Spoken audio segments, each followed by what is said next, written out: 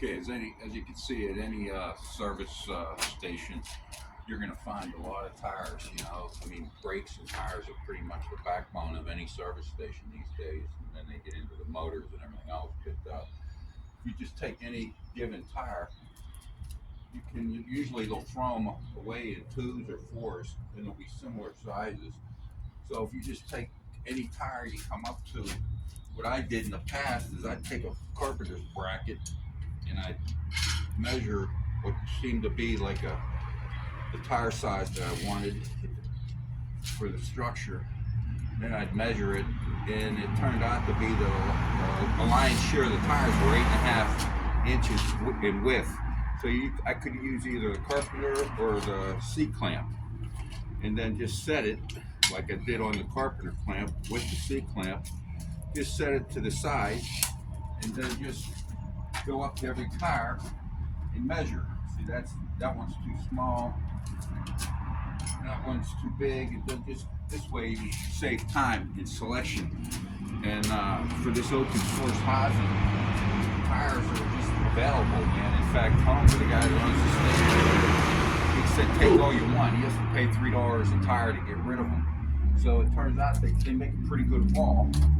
And so on any given tire, you'll see numbers. This one has, let's look at this one. There's a number here.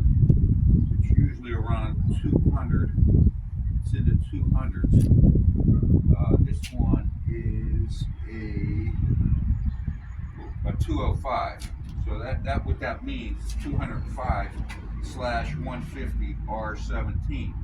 So what that means, that 205 is the width of this tire in millimeters, and the /50 means if the sidewall is 50%, that sidewall is 50% of the width of the tire.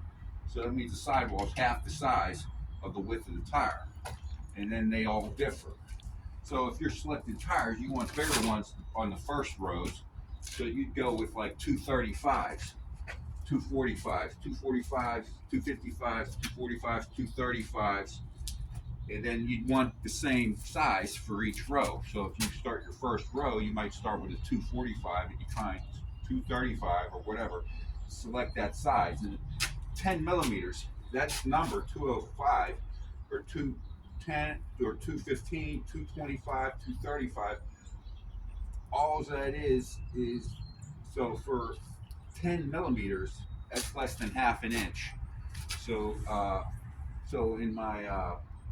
so if you're looking to make some kind of environmental bomb shelter or greenhouse or shed or structure for Armageddon, here's where you'd start, right here. And I just wanted to show that if there was an evolution of like choosing tires and a learning curve.